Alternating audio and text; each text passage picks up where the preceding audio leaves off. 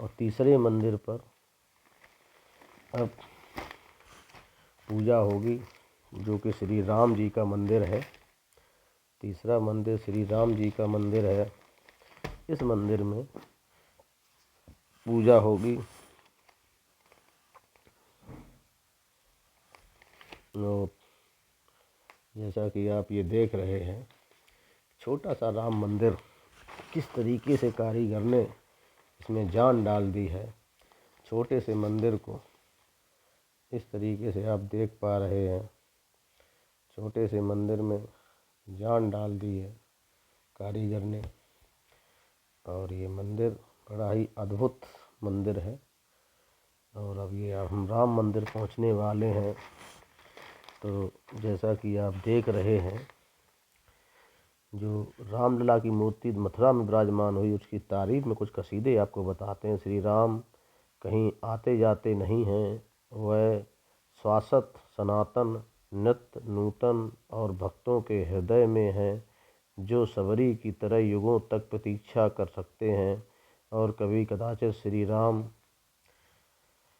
अभिव्यक्त से व्यक्त होते हैं। सोमवार को ऐसा ही दुर्लभ अवसर था जबकि नवनिर्मित मंदिर में गर्भगृह में प्राण प्रतिष्ठा के समय रामलला की आंखों पर नदी पट्टी खुलते ही आंखों के उन दोनों की गलत सिद्ध कर रही थी, लोगों को गलत सिद्ध कर रही थी, जो यह कहते थे कि पत्थर पिघल नहीं सकता, और उन लोगों को आश्वस्त कर रही थी, जो आवाज़ में अवसर के लिए आकुल अभिभूत होते हैं। इस चमत्कार के लिए राम जन्मभूमि तीर्थ क्षेत्र की ट्रस्ट से लेकर रामलला की प्रतिभा बनाने वाले अरुण योगी राज के 100% अंक देने होंगे।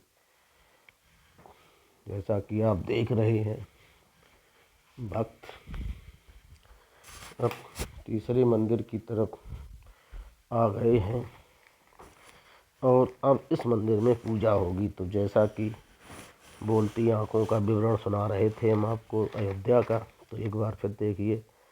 ट्रस्ट ने न केवल अपने चरण में जांच परख के बाद पूर्ति निर्माण के लिए कई बड़े चढ़े मूर्तिकारों के बीच योगी राज सहित 2 अन्य कलाकार को मूर्ति निर्माण के लिए चयनित किया, जबकि आस्था के इन अति महनीय केंद्र तथा स्थापित करने के लिए निर्मित 3 प्रतिमा में से एक प्रतिमा चुनाव किया गया, जो प्रभु की इच्छा थी।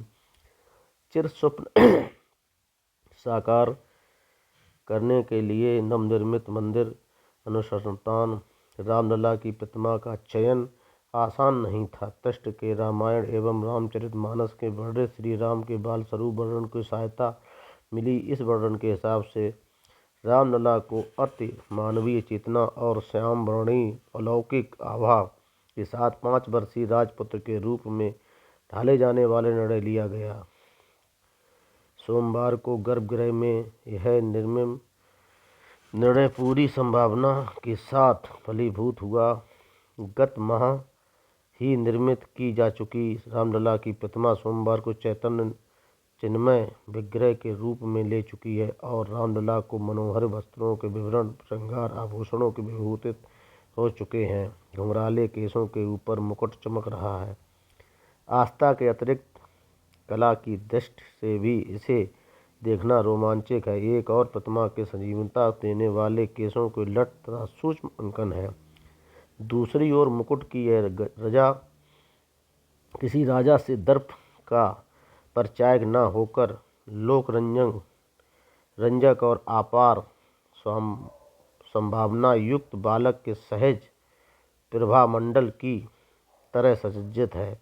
माथे पर पन्ना और हीरे का समन्वयी तिलक, कानों में कुंडल, मुक्ता हार, बाजूबंद, करधान, पैजनियाँ, रेशमी पीताम्बर आदि को से सज्जित होकर पार्थव अलौकिक रामलला भक्तों की ओर करीब प्रतीत होते हैं। भक्त भी उनको न्यौछावर हैं। रामलला के सम्मुख नतमस्तक होने वाले 140 करोड़ भारतीय प्रतिनिधित्व करते शामिल हैं। प्रभु भगवान अतिरिक्त अवसर पर अन्य हजारों अतिथि अपने आभा मंडल के अनुरूप देश के प्रतिनिधित्व करते हुए रामलला के सम्मुख समर्पित हैं। जैसा कि आप देख पा रहे हैं कि जब घर से बारात निकली थी तो ज़्यादा भीड़ नहीं थी, लेकिन अब आप देख पा रहे हैं कि कितनी भीड़ धीरे धीरे बारात आगे बढ़ रही है। उसी तरीके से भीड़ को देखिए, कितनी भीड़, अनगिनत लोग इसमें शामिल हो गए और आज भक्तों की सेवा में राम मंदिर पर लड्डू बूंदी प्रसाद दिया जा रहा है और उनको प्रोत्साहित किया जा रहा है और जय श्री राम के नारे लगाए जा रहे हैं। जय जय श्री राम, सिया राम जय राम, जय जय राम, सिया राम जय राम, जय जय राम। सिया राम जय राम, जय जय राम के नारे भी लगाए जा रहे हैं। जैसा कि आप देख रहे हैं, तो इस तरीके से सिया राम जय जय के नारे लगाए जा रहे हैं। और एक बार फिर वर्णन करते हैं राम मंदिर अयोध्या के भगवान के बोलती आंखों के साथ रामलला का वर्णन फिर एक बार सुनाते हैं आपको, उनका वर्णन दिखाते हैं, सुनाते हैं। सार्थक हुआ सुविचार ऊंचाई प्रवास, रामलला प्रतिमा ऊंचाई, राम जन्मभूमि तीर्थ क्षेत्र टेस्ट के सामने विचारणाधीन विषय था। अंदेशा यह था कि जरा से भी चूक किए किराए पर पानी फिर सकती है। इस पर पूरा देश जोर तोर से लगा है कि भक्तों को रामलला दर्शन स्पष्टता से हो सकें। भक्तों के हिसाब से यदि रामलला कुछ यदि ऊंचे हुए तो भी संकट था। रामलला की ऊंचाई पर रखने का प्रयास था, भक्त स्पष्टता से दर्शन कर सकें।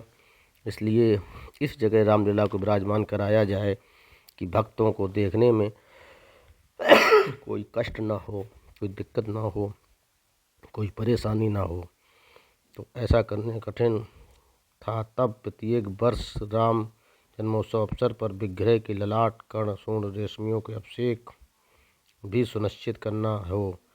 वैज्ञानिकों के विशेष सुझाव के बाद रामलला के विग्रह की ऊंचाई 4 फीट 3 इंच और विग्रह के आसन की ऊंचाई 1 फीट 6 इंच तय की गई। सोमवार की रामलला को सहज दर्शन के उस उद्देश्य से सुलभ अवसर प्रयास का सार्थकता की प्रमाणित करने वाला रहा। जो इंजीनियरों ने, जो टेस्ट ने जैसा किया वैसा बिल्कुल सही पाया और कोई दिक्कत नहीं हुई भक्तों को दर्शन करने में। और दूसरे दिन 5 लाख भक्तों ने फिर दर्शन किया। ये एक इतिहास हो गया है। तो इस तरीके से रामलला मंदिर 12 की अभी पूजा होके अब हम लोग तीसरी मंदिर की पूजा ख़त्म करके चौथे मंदिर तरफ प्रस्थान करेंगे। और उसके लिए आप जैसा कि देख रहे हैं, भीड़ का सैलाब कारवां बनता गया, बारात आगे निकलती गई। ये सैलाब जैसा कि आप देख पा रहे हैं, पूरा सैलाब किस तरीके से ये सैलाब बनता चला गया। तो आप जैसा कि देख पा रहे हैं, प्रभु श्री राम, प्रभु श्री हनुमान, प्रभु श्री कृष्ण, प्रभु श्री राम लक्ष्मण भरत शत्रुघ्न, भैया सीता, भोले बाबा, नंदी बाबा, कार्तिकेय, गणेश, आज से सुशोभित ये रथ जो कि बारात लेके आगे बढ़ रहा है, आराम से जा रहा है। और इस तरीके से पूरे देश में जिस तरीके से गौरवान्वित, उसी तरीके से ये और घोड़ा जो कि आगे आगे चल रहा है, बारात के आगे बारात बढ़ी। और इस तरीके से आप देख पा रहे हैं, भक्त नृत्य करते हुए आगे बढ़ रहे हैं। जैसा कि आप देख रहे हैं, भक्तों ने नृत्य किया और आगे बढ़ गए, भक्तों ने नृत्य किया और आगे। तो इस तरीके से आप देख पा रहे हैं। तो इसी संदर्भ में आपको और एक सुनाते हैं रामलला के बारे में कि किस तरीके से राम मंदिर प्रभु की एक और अवधपुरी से जुड़ी लोकें हर्षे पुरवासी अवधवासी। तो उसी चीज़ में आपको एक और सुनाएंगे। अवधपुरी में चतुर्दंत आनंद अवधपत के दुलारे पुरवासी संग तुतही और सेनाई की तान के बीच ढोल मृदंग नगाड़ों की थाप नृत्य कर रहे सैकड़ों वर्षों की प्रतीक्षा समाप्त हो गई है और राम आ गए हैं। अवधपुरी और पुष्प वर्षा की गई है, आकाशीय पुष्प वर्षा की गई है। कहीं अबीर कहीं गुलाल लुटाया जा रहा है तो कहीं राम के स्वागत में आतिशबाजी की जा रही है। जैसा कि आप देख रहे हैं, बारात आगे बढ़ रही है चौथे मंदिर की तरफ। तो ये हम आपको दिखा रहे हैं, सुना रहे हैं सीधा यज्ञ मथुरा राम मंदिर की तरफ से आपको बता रहे। यज्ञ के उठते हुए धुएं और मंत्रोपचार के बीच ढोलक की थाप के साथ भजन गाते लोग, ऐसा प्रतीत होता है कि अवधवासी अब सभी त्योहार आज ही मना लेंगे। प्रभु की श्री राम मंगल चरण और स्तुति के साथ मंदिरों में गूंजते घंटे घड़ियालों की सुमधुर धुन एक अलग ही वातावरण पैदा कर रही है। अगर मीरा के शब्दों में कहा जाए तो पूरी अयोध्या राम के प्रेम में बावरी हो गई है। सब भूल चुके हैं कि राम वनवास पर थे, राम आ गए हैं तो सारा विषाद अनंत हर्ष पर्वत विषाद आनंद में हर्ष में परिवर्तित हो गया है। अलौकिक बादलों ने प्राय से ही अयोध्या पर पहरा बिठा रखा था। जैसे कि जानते हैं कि पृथ्वी तो राम के आगमन की खुशी में सुध बुध भूली है। ऐसा ना हो कि गगन किसी निशाचर की नज़र हमारे रामलला को लग जाए। प्राण प्रतिष्ठा संस्कार के साथ साथ ये बादल अपनी ओट खोलते हुए और फिर रामचंद्र की जयकारों के बीच सूर्य नारायण ने अपनी किरणों को सभी देवताओं को आराध्य रामलला अभिषेक किया। प्रकाश आकाश में अपने चारों ओर फैली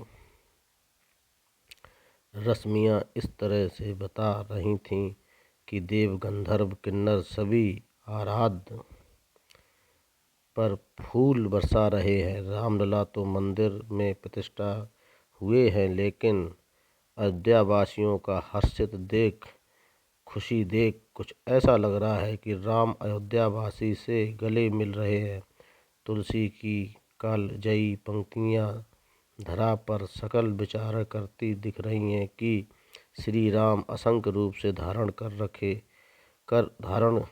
लिए हैं, हर किसी से मिल रहे हैं।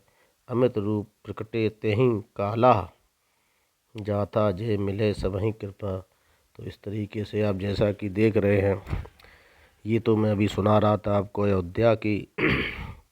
अयोध्या राम मंदिर की। लेकिन आप देखिए बारा कानपुर देहात की ये जो बारात निकल रही, यहाँ भी कोई कम उत्सव की बात नहीं है, कम खुशी की बात नहीं है, कम आनंद की बात नहीं है। जैसे कि आप भक्तों की संख्या देखिए कि लग रहा है जैसे एक एक भक्त के चेहरे पर प्रसन्नता आप देख सकते हैं। नृत्य करते हुए ये भक्त आगे की तरफ बढ़ते जा रहे हैं। अमीर गुलाल उड़ता है, आसमान को रंग रहा है। जैसे कि पूरी वातावरण में अमीर गुलाल की बौछारें हो रही हैं। प्रभु यहाँ भी एक हर एक के चेहरे पे खुशी आनंद का एक अद्भुत नज़ारा देख पा रहे हैं। श्री राम की कृपा और ये नृत्य, भक्तों का नृत्य जिस तरीके से आप देख रहे हैं, सभी भक्त प्रभु के चरणों में नृत्य कर रहे हैं, चरणों की वंदना कर रहे हैं और उसी उपलक्ष्य में प्रभु से नृत्य कर रहे हैं। तो जैसा कि आपको मैंने ये कानपुर का विवरण दिखाया, अब एक बार फिर हम आपको ले चलते हैं अयोध्या। अवधपुरी का वातावरण भी कुछ अलग था। लोग आतुर थे कि कब प्राण प्रतिष्ठा हो और राम विराजें। समारोह में जाने वाले हाथों में लोग मालाएं दे रहे थे। किसी के विनती की कि इसे वहां चढ़वा दीजिएगा। महिलाएं आंचल की गांठ से तुड़े मुड़े रुपए निकाल कर रामलला के चरणों में चढ़ाने के लिए उन लोगों के हाथों में ठूंसने की कोशिश कर रही थीं जो गले में पहचान पत्र लटकाए पैदल की समारोह स्थल पर जा रहे थे। बस एक हर किसी के लग रहा था कि रामलला तक उनकी भेंट पहुंच जाए। अयोध्या की गलियों में सड़कों में बच्चा बच्चा दौड़ते हुए राम आ गए के नारे की आवाज़ें लगा रहे थे। इसी तरीके से आप देख रहे हैं जैसा कि वहाँ पे प्रोग्राम हो रहा था, उसी तरीके से ये बारा कानपुर देहात में भी आप देख रहे किस तरीके से बच्चे बालक भक्त किस तरीके से दौड़ते हुए प्रभु के, चूँकि समय 12:30 बजे का तय है कि 12:30 बजे प्राण प्रतिष्ठा की जाएगी। इसी उपलक्ष्य में ये भक्त तेजी कर रहे हैं, चूँकि अभी 2 मंदिरों में और जाना है, वहाँ से और आशीर्वाद लेना है और मंदिरों में ये प्राण प्रतिष्ठा करने वाली मूर्तियों को घुमाना होता है। इसलिए ये जल्दी जल्दी में इस तरीके से अब जा रहे हैं भक्त आगे की तरफ। तो जैसा कि आप ये देख रहे हैं, तो एक बार फिर अयोध्या की हम गलियों में आपको ले चलते हैं। अयोध्या की गलियों सड़कों पर बच्चा बच्चा दौड़ते हुए राम आ गए की आवाज़ लगाते हुए राम आगमन की भौतिक सूचना पहुंचाने लगा। वह घर घर होती पूजा और भजन के मग्न लोगों के प्यार में उत्साह के राम की निधि था। राम आगमन और प्रसन्नता में सब कुछ भूले इन्हीं वासियों की ओर राम न्यौछावर थे। इसी प्रेम के देखकर वो लक्ष्मण जी से कहते थे कि यद्यपि यह वैकुंठ की बड़ाई करते हैं, लेकिन ये किसी को भी पता है कि मुझे अवधपुरी समान कोई नहीं प्रिय है। अवधपुरी सम प्रिय नहीं सोऊ, यह प्रसंग जानह कोहू कोहू। यानी कि अवधपुरी उन्हें सबसे प्रिय थी। अवधपुरी उनको प्रभु राम को अवधपुरी स्वर्ग से भी ज़्यादा अच्छी लगती थी। तो अवधपुरी सम प्रिय नहीं को, यानी अवधपुरी के समान उन्हें कोई चीज़ प्रिय नहीं थी। यह प्रसंग जाने, ये बात कोई कोई ही जानता था। तो इस तरीके से आपने देखा कि भगवान श्री राम की क्या मनोकामना रही, क्या कामना, क्या अभिलाषा, क्या उनकी अंतरात्मा में था। तो इस तरीके से आप जैसा कि देख रहे हैं, तो इस तरीके से आपको अयोध्या का प्रकरण सुनाया श्री राम का, कि राम जी खुद कहते हैं कि अवधपुरी सम प्रिय नहीं सोहू, यह प्रसंग जानह कोहू कोहू। यानी ये प्रसंग कोई कोई ही जानता है, सब लोग नहीं जानते। जैसा कि आप देख रहे भक्तों का ये तांता, भक्तों की ये भीड़, भक्तों की ये संख्या बढ़ती चली गई। जिस तरीके से आगे आगे बढ़ता गया कारवां और ये भक्तों की संख्या बढ़ती गई, इस तरीके से आप जैसा कि देख रहे हैं। तो एक बार फिर आपको अयोध्या की तरफ ले चलते हैं। चूँकि ये अयोध्या और ये बारा या कहीं पे इस तरीके के प्रोग्राम जो हुए हैं, उसी प्राण स्थापना उस दिन जहाँ जहाँ हुई है तो उसी समय पे की गई है। इसलिए ये बारा का प्रोग्राम और अयोध्या का प्रोग्राम बिल्कुल पैरेलल, समांतर कह सकते हैं। तो ब्रह्म मुहूर्त में त्रेता, एक बार फिर आपको दिखाते हैं अयोध्या की एक झलक। ब्रह्म मुहूर्त में त्रेता युग में छाया परिदृश्य के त्रेता साक्षात प्रकट। इस अद्भुत बहुपरीक्षित क्षण का दर्शन करते पहुँचे बड़े बड़े खिलाड़ी, बड़े बड़े नायक, जिसमें बड़े बड़े खिलाड़ी अलग अलग गुणों से विभूषित पुण्य और भागीदार बन गए। चूँकि अवसर पर दिव्य नृत्य मंदिर में रामलला के विग्रह प्रतिष्ठा महाबेला में, सो इस आयोजन के पधारे शुद्ध जन के भाव के साथ उनके परिजन के भांति संस्कृत के परिचायक भावुका प्रीत श्वेत वस्त्रों में संत समाज के तेज दमक रहा था। भारतीय परिधान के लाल रंग का श्री राम पटका लपेटे सदी के महानायक अमिताभ बच्चन भी अपने पुत्र अभिषेक और उद्योगपति अनिल अंबानी के साथ हाथ जोड़े हुए मंदिर में जाते हुए दिखे। प्रवेश किया।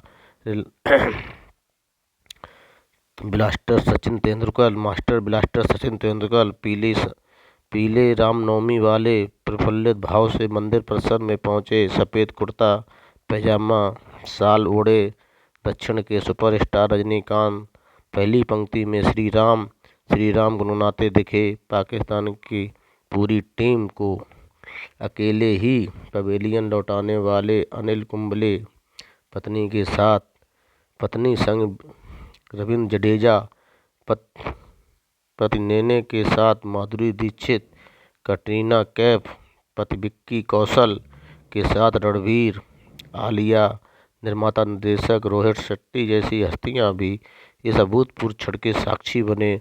दक्षिण उत्तर भारत का यह मेल प्रांगण में देखते हुए बन रहा था।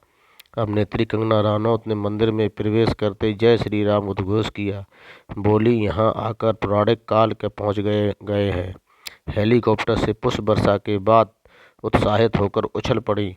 बैडमिंटन स्टार साइना नेहवाल, भारतीय महिला क्रिकेट के पूर्व कप्तान मिताली राज साथ ही आई। हर्षित साइना ने कहा, सौभाग्य हमारा इस पर श्री राम के दर्शन होना। पत्नी के संग पहुंचे रिलायंस जियो के अध्यक्ष आकाश अंबानी बोले कि ये दिन इतिहास के पन्नों में लिखा जाएगा। हमें बहुत ही खुशी है। भजन सम्राट अनूप जलोटा, दक्षिण के स्टार चिरंजीव रामचरण की मंदिर में प्रवेश को लेकर उत्सुकता दिखते हुए बन रही थी। सोनू निगम, शंकर महादेवन और राधा पोटवाल जैसे प्रख्यात गायक राम के नवमंडल में भक्त भाव का रस घोल रहे थे। इस तरीके से मैंने आपको एक वहाँ का विवरण सुनाया राम मंदिर का, जो कि इधर का विवरण तो मैं आपको दिखा ही रहा हूँ, उधर का विवरण भी सुनाता चलूँ जिससे आपको एक कहीं वीडियो में आपको दिक्कत ना हो। तो इस तरीके से आपने देखा कि कितनी महान विभूतियाँ अयोध्या में पहुँची, कितनी महान कलाकार, ऐसे कलाकार एक साथ शायद ही कभी इकट्ठे हुए होंगे।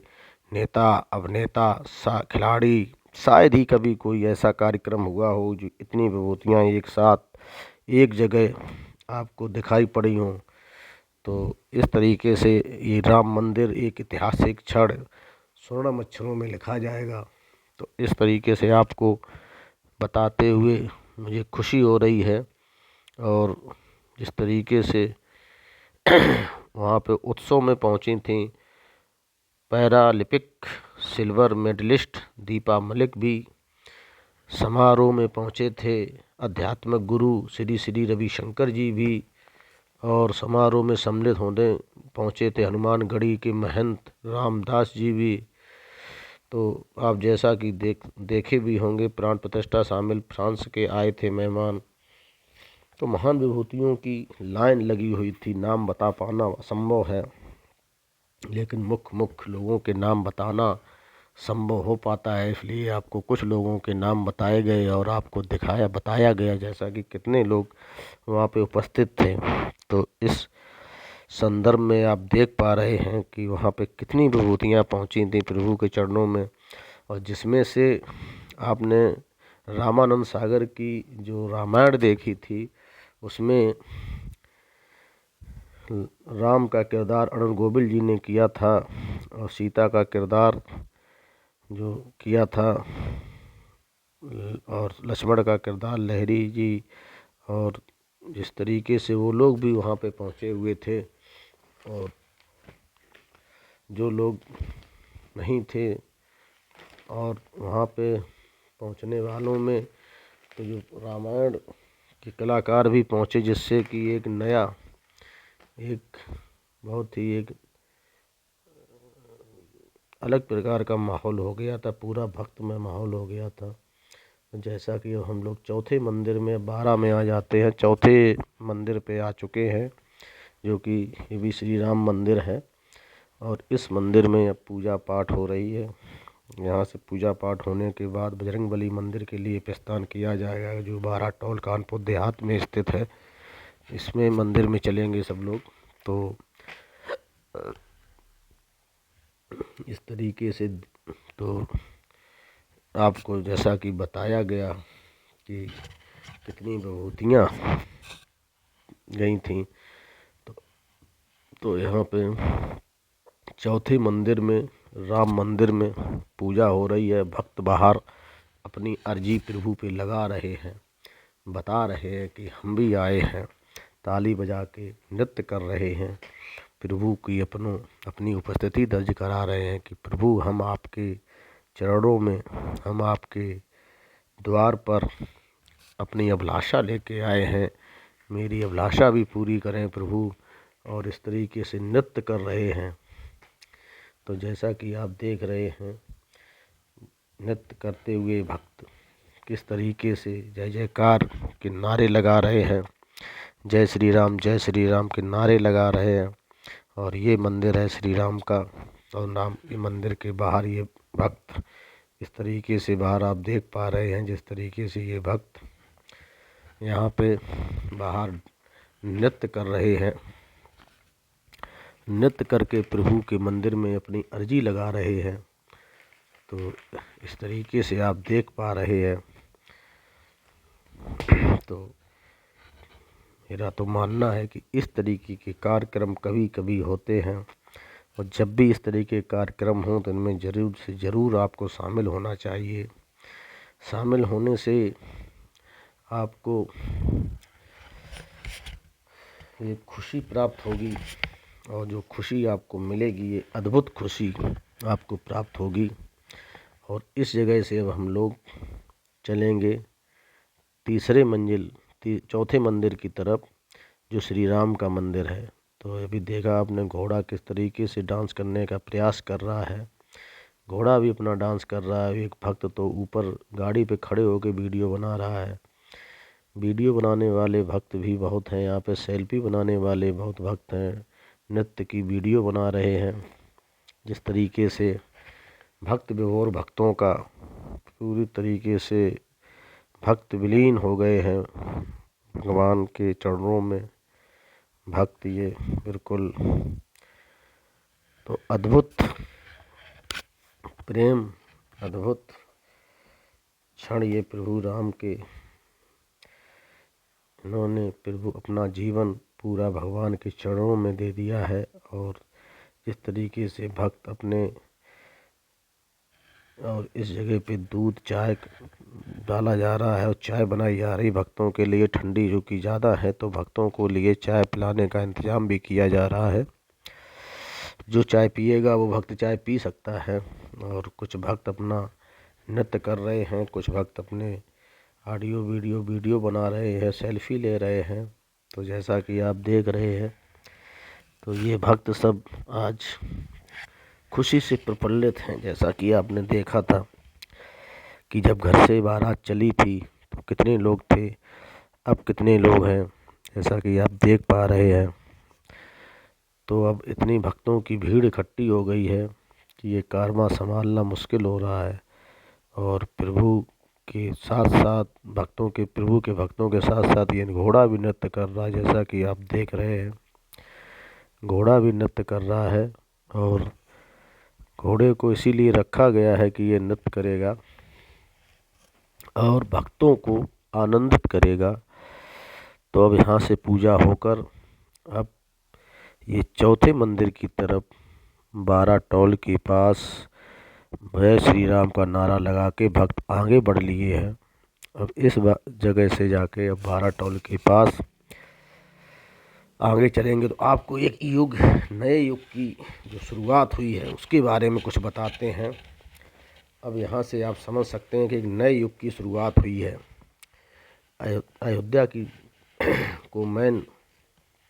अयोध्या में राम मंदिर प्राण प्रतिष्ठापना समारोह के साथ ही सदियों से संजोता गया सपना साकार हो गया। यह मात्र एक सपना नहीं बल्कि संकल्प भी था, और इसलिए इसको मूर्ति करोड़ों भारतीयों के श्रद्धा भाव से पूरित करने वाली है। खुशी के आंसू सचमुच देखने में मिल रहे हैं। इसका कारण यही है कि अयोध्या में राम जन्मभूमि पर केवल राम के नाम का मंदिर ही निर्मित नहीं हुआ, बल्कि भारतीय संस्कृति के प्राण तत्वों की प्रतिष्ठा भी हुई। इसी के साथ आहत भारतीय स्वाभिमान को संबल भी मिला। अयोध्या में राम मंदिर के निर्माण का संकल्प पूरा होना एक ऐसी गौरवान्वित करने वाली उपलब्धि है जिसकी कोई दूसरी मिसाल नहीं है, यह ना ही मिलती है। यह कितनी बड़ी उपलब्धि है, इससे समझा जा सकता है कि विश्व में कोई भी प्राचीन सभ्यता आक्रामकताओं और की ओर से ढाई है और कब्जाई गई अपने धर्म संस्कृति के केंद्रों को फिर से हासिल नहीं कर सकी। कुछ तो इसलिए नहीं कर सकी क्योंकि आक्रामकताओं और मुकाबला करते करते उनका नमो निशान ही मिट गया। हमने अपने आत्मबल और असंभव को संभव कर दिखाया। इसी कारण यही कहा जा रहा है कि 22 जनवरी 2024 भारत की सांस्कृतिक स्वतंत्रता का दिन है। भारत एक नए युग की प्रवेश कर रहा है। इसका संदेश और परिचय उस उत्साह से उमंग से मिलता है जो कि राम मंदिर को लेकर देश के कोने कोने में देखने को मिल रहा है। यह स्वाभाविक ही है कि दुनिया में क्षेत्र की ऊर्जा में उत्साह भरे हुए है। जहां भारतीय अथवा भारतवंशी रहते हैं, अयोध्या के भव्य राम मंदिर निर्माण का सपना पूरा होने पे चहुं ओर चारों दिशाओं में हर्ष के साथ असीम संतोष का भाव भी देखने को मिल रहा है। लेकिन हमें संतुष्ट नहीं होना है और देश में नई दिशा देनी है। यह कार्य कैसे किया जा सकता है, इसे राम मंदिर तो बन गया है, अब आगे क्या। प्राण प्रतिष्ठा समारोह के बाद अपने संबोधन में उन्होंने जो कहा कि हमें अपने 1000 वर्ष की नींव रखनी है और तभी की चिंतित मनन करने तथा अपने को हिस्से योगदान के लिए भी तत्पर रहना चाहिए। यह नींव तभी संभव है जब समर्थ भारत में निर्माण के सौगंध ली जाएगी। सुगंध के साथ राम को राष्ट्र की चेतना विस्तार होना चाहिए। स्मरण रखना चाहिए कि अक्सर विजय का ही नहीं विनय भी है। अवसर विजय का ही नहीं विनय का भी है। राम त्याग, तपस्या, मर्यादा, अनुशासन के साथ राम राज्य का स्मरण कराते हैं। राम राज्य की सार्थकता इसी में है, सबके कल्याण की चिंता की जाए और सबको न्याय देना सुनिश्चित किया जाए। यह तब करना संभव आसान होगा, तब ये ध्यान रहेगा जब राम विवाद नहीं समाधान और केवल इनके दो नहीं बल्कि सबके हैं। विवाद नहीं समाधान है और ये केवल उनके नहीं बल्कि सबके हैं। तो इस तरीके से आप जैसा कि देख रहे हैं बारात की भगवान बारह में कानपुर देहात में जो बारात जा रही है, भक्त नृत्य करते हुए अब आगे बढ़ रहे हैं और अब ये चौथे मंदिर यानी कि श्री हनुमान जी मंदिर की तरफ प्रस्थान कर रहे हैं, जो कि 12 टोल के पास मंदिर है। और एक तो भक्त डीजे की गाड़ी में ही चढ़ गया है और नृत्य कर रहा है और नृत्य करते करते ही वहाँ से भक्तों को प्रसन्न कर रहा है, भक्तों को उत्साहवर्धन कर रहा है कि सभी भक्त नृत्य करें, भले ही ताली बजा बजा कर हिले लेकिन नृत्य जरूर करें। तो जिस तरीके से आप देख पा रहे हैं कि नृत्य करना भी एक कला है। कुछ भक्त तो अपनी जगह पे ही हिलते रहते हैं ताली बजाते रहते हैं, कुछ भक्त केवल ताली बजाते रहते हैं, कुछ नृत्य भी करते हैं। और नृत्य करना एक कला है जो कि जल्दी से हर व्यक्ति के अंदर नहीं समाहित हो पाती है। तो जैसा कि ये मूर्तियों से आगे बढ़ रही गाड़ी इस चीज़ का प्रतीक है कि ये बहुत जल्द बजरंगबली मंदिर पहुंचने वाली है। तो इसी संदर्भ में आपको फिर एक बार एक संघर्ष सद प्रयास सफल की कहानी सुनाते हैं। मन क्रम वचन जनत बिच रेहू, रामचंद्र काजू सब रेहू। माँ जानकी की खोज में लिए वानर समुदाय के सुग्रीव जिस भाव से राम काज के लिए प्रेरित करते हैं, उसी भाव से प्रेरित कर साक्षात चौदिस दुष्ट गोचर हो रही है। आक्रांक्षा बाबर के रावण के समान कृत्य के संघर्षपूर्ण प्रतिकार की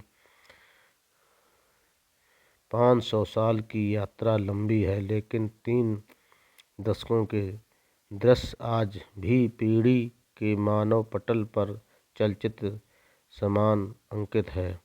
अनगिनत बलिदानों को त्याग तपस्या के बीच 3 दशक पहले राम भक्तों तप्त हृदय के कुछ शीतलता अवश्य मिली, जैसे अशोक वाटिका में प्रभु राम का संदेह माँ जानकी तक पहुँचने के बाद हनुमान जी से मिली थी, जिनके संघर्ष शेष रहा। वर्षों रामलला जीर्ण छीर्ण टाट तले विराजमान रहे हैं और राम भक्त आँखों में लहू और हृदय में पीड़ा मिश्रित आक्रोश लिए रामकाज के बहुविधि उपाय करते रहे। बाधाओं का अंत नजर नहीं आ रहा था, किंतु रामकाज कीने बिन मोही कहाँ विश्राम की भावना लिए राम दल के सेवक अविचल भाव से जुटे रहे। संघर्ष में निरंतरता बनी रही और सुप्रीम कोर्ट ने निर्णय के पश्चात जब मुख्यमंत्री योगी आदित्यनाथ की उपस्थिति में प्रधानमंत्री नरेंद्र मोदी ने 5 अगस्त 2020 को रामलला के भव्य मंदिर की साध की भूमि पूजन किया और रामलला के टाट से निकालकर ठाठ से प्रतिष्ठा करने का संकल्प लिए, तो उन्हें अस्थायी मंदिर की पहुंचाया और सामूहिक संप्रदाय का पहला सुफल मिला। मुख्यमंत्री योगी आदित्यनाथ और प्रधानमंत्री नरेंद्र मोदी के लगभग 3.5 वर्षों के अनथिक परिश्रम के बाद अब इसका जो सुफल मिला वह 34 आनंद के आभा बिखेर रहा है। इस आनंद का आभा का दर्शन सोमवार को अयोध्या में उस समय मिला जब साध्वी ऋतंबरा, साध्वी उमा भारती, साध्वी नरेंद्र ज्योति मिली और काफ़ी देर तक आपस में लिपट के निशब्द शांत यूं अश्रुधारा प्रवाहित करती रहीं, मानो कई कोस की यात्रा करके 3 नदियों का संगम हो रहा हो, जिनका उद्गम एक ही जन्मभूमि आंदोलन प्रकट रूप से भाव राम मंदिर के आंदोलन के अग्रणी नारी शक्ति की 3 मूर्तियों को साथ अवश्य थे, किंतु यह भाव उन सभी संघर्ष साथियों के भी रहे जिनकी वर्षों की साध पूरी हुई। तो इस तरीके से आप देख रहे हैं कहानियाँ इन लोगों की कि किस तरीके से अथक प्रयास किए, उसका नतीजा हम लोग देख रहे हैं। हम लोगों ने अभी देखा ये, लेकिन उससे पहले कितने लोग इसके लिए अपनी प्राण की आहुति दे चुके हैं, कितने लोग लगे हुए थे, निरंतर लगे हुए थे। तो इस तरीके से अब मैं आपको एक बार फिर कानपुर देहात टोल के पास आ चुके हैं, जहाँ पे बजरंगबली मंदिर तरफ ये बारात पहुँच रही है। तो इस बारात का अभी आपको दिखाएंगे। तो इस तरीके से बारात ये राम मंदिर पहुँचने ही वाली है और पूरे जोर शोर से श्री राम के जयकारे लगाते हुए भक्त आगे की तरफ बढ़ते जा रहे हैं। और इस तरीके से आप जैसा कि देख रहे टोल के पास बिल्कुल हाईवे पे पुलिस प्रशासन की देख रेख में पूरी ये बारात अब मंदिर पहुंचने वाली है। श्री बजरंगबली मंदिर 12 टोल प्लाजा कानपुर देहात के पास। जैसा कि भक्तों में उत्साह आप देख पा रहे हैं, इतने उत्साह के साथ भगवान का ये मंदिर की प्राण प्रतिष्ठा, मूर्तियों की प्राण प्रतिष्ठा का ये बारात सुचारू रूप से जारी है, चल रही है, आगे बढ़ रही है। और इस तरीके से जैसा कि आप देख रहे हैं आगे बढ़ रहे हैं। तो और ये बहुत ही रमणीक समय होता है। कभी कभी ऐसे प्रोग्राम देखने को मिलते हैं, ऐसे प्रोग्रामों में सहभागिता करने को मिलती है। ये बहुत ही अति अगर आवश्यक ना हो तो कोई कार्य तो आप इसमें ज़रूर भाग लें, सहभागिता करें। क्योंकि ये प्रभु का कार्य है। प्रभु के कार्य में आपको शामिल होने के लिए किसी की अनुमति की आवश्यकता नहीं है। आप स्वयं जाके प्रभु के चरणों में अपना योगदान दें। मेरा मानना है कि आपके जीवन में कभी कष्ट नहीं आएंगे, आपके विचारों में उथल पुथल नहीं होगी, आपके दिमाग में उथल पुथल नहीं होगी, आपका दिमाग शांत होगा, आपका घर के कलेश खत्म होंगे। आपको प्रभु के चरणों में रहेंगे तो एक आपको अजीब सी शांति महसूस होगी, जो आपको पैसा देने से नहीं मिल सकती, जो आपको पैसे से कभी नहीं खरीद सकते। इसलिए मेरा मानना है कि एक बार ज़रूर प्रभु के चरणों में इस तरीके के कार्यक्रमों में भाग लेते रहें और इस तरीके से प्रभु आपको ज़रूर आशीर्वाद देंगे।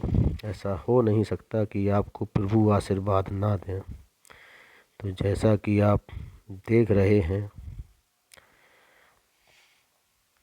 एक आपको और अयोध्या धाम की एक कहानी बताते हैं, एक क्रम बताते हैं, एक सारांश। जब तक ये बारात बजरंगबली मंदिर पहुंच जाएगी। जीवित रहने के लिए कम से कम एक बार जो मनुष्य अयोध्या धाम नहीं आया उसका जीवन व्यर्थ है। तीर्थराज प्रयाग, शिव की प्रिय काशी, तीर्थों में भी तीर्थ बद्रीनाथ, केदारनाथ, वृंदावन, तिरुपति बालाजी, रामेश्वरम, द्वारका गया था तथा अनेक पवित्र स्थान सनातन भूमि पर विद्यमान है।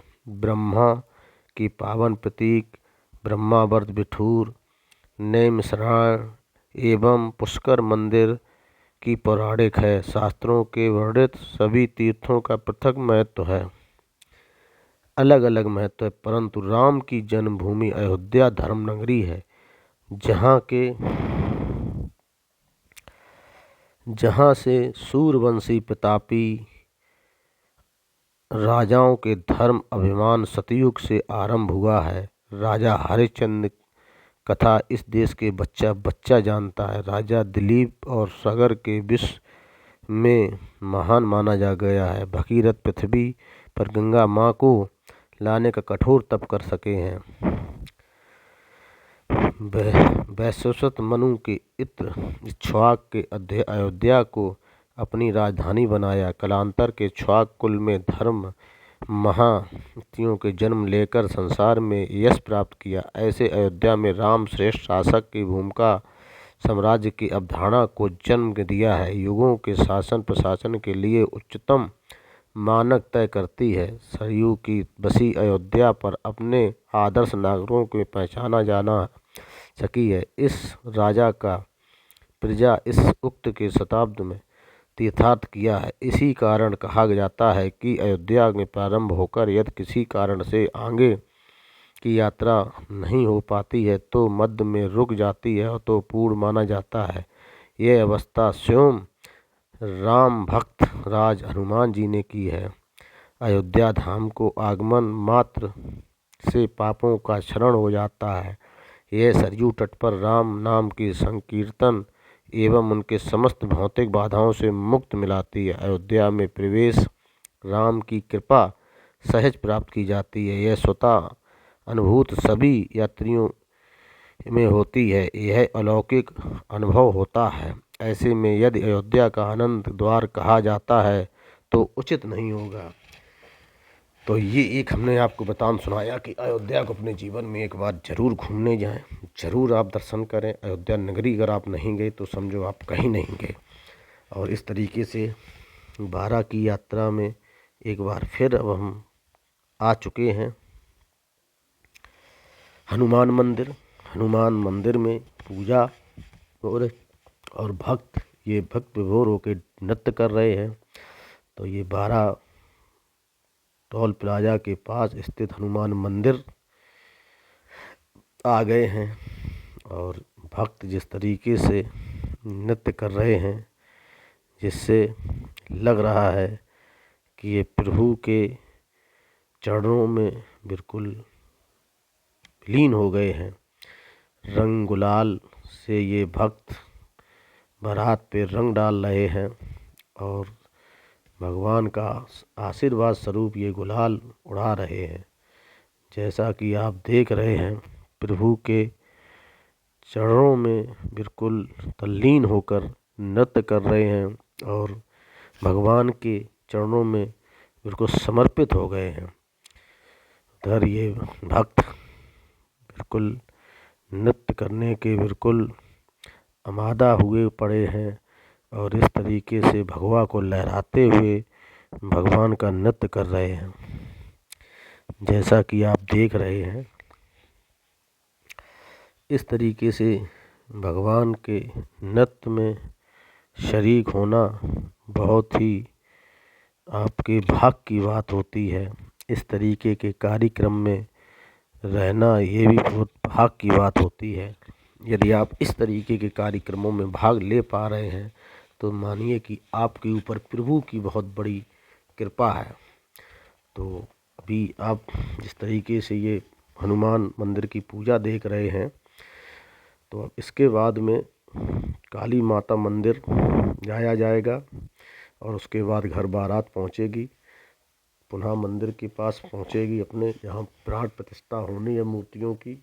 तो जब तक आपको एक वृतांत और सुनाते हैं। अयोध्या के राम जन्मभूमि मंदिर में रामलला विधि सम्मान प्राण प्रतिष्ठा संपन्न हुई। यह एक सफल सांस्कृतिक एवं आध्यात्मिक आयोजन रहा। इसके भारत के धार्मिक और सांस्कृतिक परिकृष्ट के अपनी गहरी छाप छोड़ी। किसी सामाजिक आर्थिक ताने बाने के साथ दूसरी प्रभाव पड़ेंगे। इस आयोजन के धार्मिक एवं सांस्कृतिक महत्व के हमें यह भी दिखाना चाहिए कि अयोध्या और उसके आसपास रहने वाले लोगों के लिए इसके क्या निहितार्थ है। रामलला के विग्रह में प्राण प्रतिष्ठा के बाद बड़ी संख्या में यह लोगों को आगमन की संभावना है। इसका स्थानीय आर्थिकी और अवसंरचना पर भी सकारात्मक प्रभाव पड़ेगा। आगंतुकों के तेज आवक से कारोबार का विस्तार मिलेगा और रोजगार के अवसर सृजित होंगे। इससे इस देश क्षेत्र के और विकास होगा। यह निश्चित है कि अयोध्या के उसके निकटवर्ती शहरों के इनका व्यापक लाभ मिलने जा रहा है। कई देशों के लिए धार्मिक पर्यटन विदेशी मुद्रा से इनकी झोली भरने वाला सिद्ध हुआ है। वेटिकन सिटी का ही उदाहरण लें, जहां पर हर वर्ष करोड़ों की संख्या में ईसाई श्रद्धालु जाते हैं। वेटिकन सिटी की आर्थिक मुख्य रूप से पर्यटन, म्यूजियम, प्रतीक चिन्हों से बिक्री और संबंधित खर्चों के आधार पर चलती है। विश्व के सबसे प्राचीन शहर में एक और हिंदुओं के आस्था में एक प्रमुख केंद्र वाराणसी में धार्मिक पर्यटन आर्थिक गतिविधियों के अहम कुंजी है, जहां आने वाले पर्यटक स्थलों के अतिरिक्त स्थानीय उद्यमों, हस्तशिल्प उद्योग के संस्कृति के क्षेत्र को लाभान्वित करते हैं। उदाहरण यही दर्शाते हैं कि तीर्थाटन न केवल सांस्कृतिक एवं धार्मिक भावनाओं को सशक्त करता है बल्कि स्थानीय आर्थिक को भी निरंतरता रूप से गति प्रदान करता है। दुनिया में कोई ऐसा प्रमुख पर्यटन केंद्र नहीं है जिनके चहुमुखी विकास तीर्थाटन से महती भूमिका निभाई हो। भारत में भी जो यह प्रत्यक्ष रूप से दिखता है। केंद्रीय पर्यटन मंत्री जी किशन रेड्डी ने कुछ समय पहले संसद में बताया था कि बीते 5 वर्षों में भारत की धार्मिक स्थलों की आवाजाही बढ़ी है। कोविड काल में सिलसिला कुछ थमा, लेकिन 2022 में घरेलू पर्यटकों का आंकड़ा करीब 15 करोड़ स्तर पर पहुंच गया है। यह साल के घरेलू पर्यटक में 111% की वृद्धि दर्ज हुई है। विदेशी पर्यटकों की स्थिति भी इसी रुझान के अनुरूप है। 2017 में 2.69 करोड़ विदेशी पर्यटक भारत आए, जिसकी संख्या 2019 में बढ़कर 3.14 करोड़ हो गई। हालांकि इसके बाद कोविड काल में दौरान में इस तरह की प्रतिबंधों की सिलसिला कुछ थम गया, जिसके 2022 में जोर पलटवार दिखा और उस साल विदेशी पर्यटकों की संख्या 509.52% बढ़ी। आर्थिकता में भी इसका पर्यटक योगदान रहा। 2020 में विदेशी विनिमय में होने वाली आय और आय कमी भी उसकी भरपाई हुई। बस 2022 में पर्यटकों के माध्यम से 1,34,543 करोड़ रुपए के प्राप्त हुए। यह वृद्धि 106.8% वृद्धि हुई। केंद्रीय पर्यटन मंत्री भी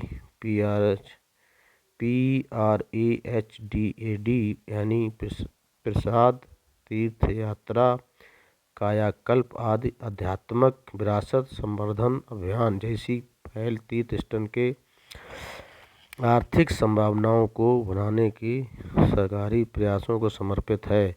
इस योजना के अंतर्गत 1586 करोड़ रुपए निवेश से 45 परियोजनाओं को मंजूरी मिल चुकी है। इन परियोजनाओं को उद्देश्य धार्मिक स्थलों को बुनियादी ढांचे को बेहतर बनाना ताकि पर्यटक बढ़े। अयोध्या में राम मंदिर निर्माण के साथ ही यह और आसपास की विकसित हो रही व्यापक बुनियादी ढांचा स्थानीय अर्थव्यवस्था के पंख लगाने के लिए तत्पर दिखाई पड़ रहा है। यही तीर्थ स्थल का चक्रीय प्रभाव तमाम आर्थिक संकेतों और विकास गतिविधियों के प्रत्यक्ष दिखेगा। प्रत्येक आर्थिक प्रभाव को देखने के लिए 2017 करीब 2 लाख पर्यटक अयोध्या आए, जिनकी संख्या 2022 में 2 करोड़ से अधिक हो गई। इतनी बड़ी संख्या लोगों को आगमन की आवास, खानपान और परिवहन जैसी व्यवस्थाओं के लिए संभावनाएं बनी हैं, जिनके लाभ स्थानीय लोगों को मिला। माना जा रहा है कि केवल आतिथ्य सत्कार उद्योग में ही अयोध्या के आसपास 1 लाख रोजगार सृजित हुए। वहीं परिवहन उद्योग में 20,000 से अधिक लोगों को काम दिया। पर्यटन संख्या में बढ़ोतरी से हस्तशिल्प, आर्थिक, धार्मिक प्रतीकों और खानपान के कारोबार में भी गति पकड़ी है। इतनी ही नहीं, बड़ी संख्या में आ रहे श्रद्धालुओं को देखते हुए बुनियादी ढांचा में उनके अनुरूप विकसित किया जा रहा है। महर्षि वाल्मीकि अंतर्राष्ट्रीय हवाई अड्डे के त्वरित गति निर्माण से रेल एवं सेवाओं का विस्तार, कनेक्टिविटी बेहतर हुई है। अयोध्या की 4 लेन हाईवे से भी जोड़ा दिया गया है। बेहतर होते हुए बुनियादी ढांचे के पर्यटक के सहूलियत मिलने के साथ ही स्थानीय लोगों के लिए दूर लाभ निश्चित है। धार्मिक पर्यटन संस्कृति संरक्षण एवं संवर्धन को भी प्रोत्साहित देता है। इसके जहां धार्मिक स्थलों को बेहतर रखरखाव होता है तो सांस्कृतिक परंपराओं के संरक्षण बनी रहती हैं। इसी शैक्षणिक एवं सामाजिक लाभ मिलते हैं। चूँकि भारत में सीजन, पर्व और त्यौहार के दौरान भी पर्यटक का जमावड़ा लगता है, उस दौरान में धार्मिक स्थलों के उनका भारी लगता है और वैश्विक निवेश समारोह में केवल अयोध्या को ही 49,000 करोड़ रुपए निवेश प्रस्ताव में मिले। शहर में होने वाले निर्यात में भी भारी तेजी आई है। 2021-22 में यहाँ 110 करोड़ रुपए निर्यात हुआ था, वहाँ अगले साल बढ़कर 254 करोड़ रुपए हो गया।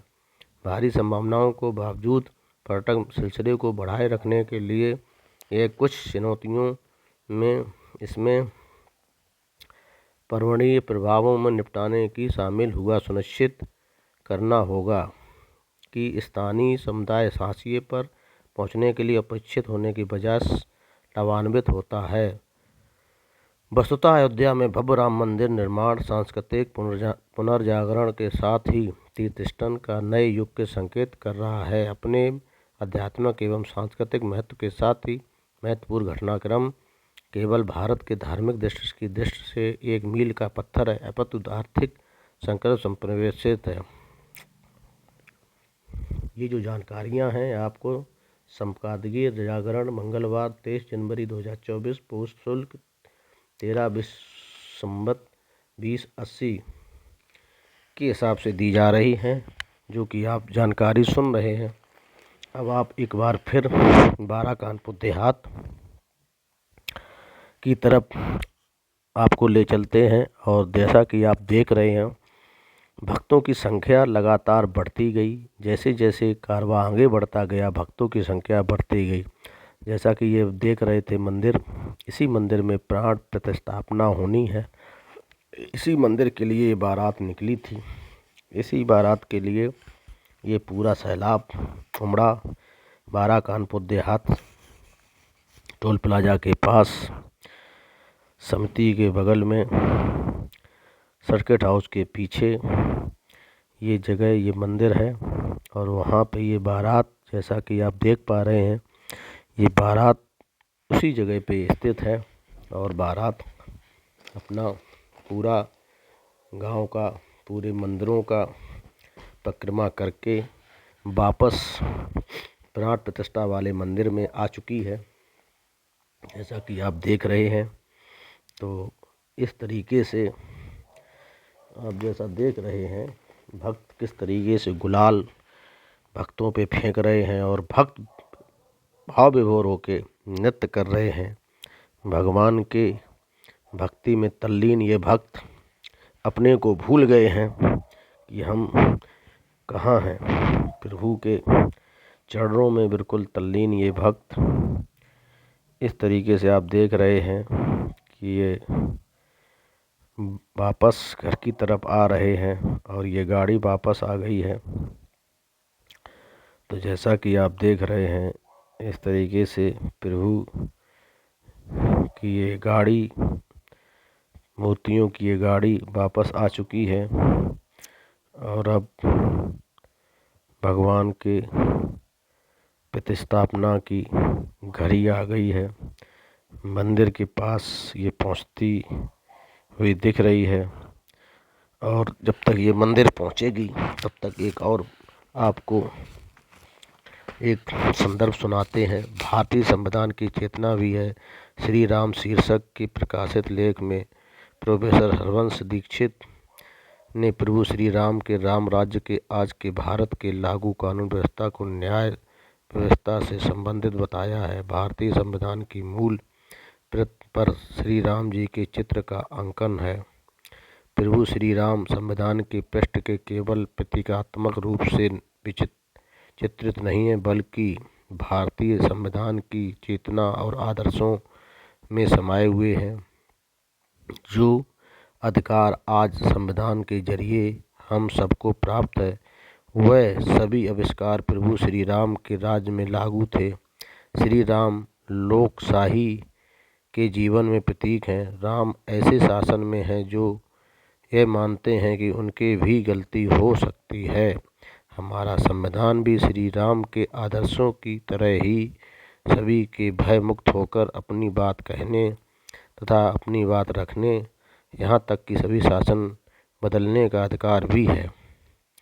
यहाँ तक कि शासन बदलने का अधिकार भी देता है। संविधान जो अपने नागरिकों की अपेक्षा करता है वहीं सब कुछ राम राज्य के लोगों के आचरण में शामिल था। हमारा संविधान एक ऐसा लोक निर्माणकारी राज्य की परिकल्पना करता है जहाँ राज्य की अपेक्षा करता है कि वह अपनी नीतियाँ इस तरह बनाए रखे कि आम लोगों के जीवन के स्तर ऊंचा उठ सके। अयोध्या में निर्मित भव्य राम मंदिर को देखकर ऐसा प्रतीत हो रहा है जैसा कलयुग में अब त्रेता सतयुग आ गया है।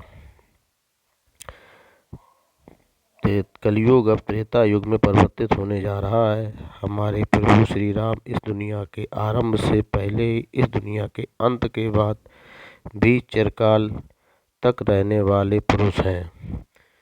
ये मैंने जो आपको सुनाया सुधीर कुमार यकूबपुर औरैया के शब्द हैं।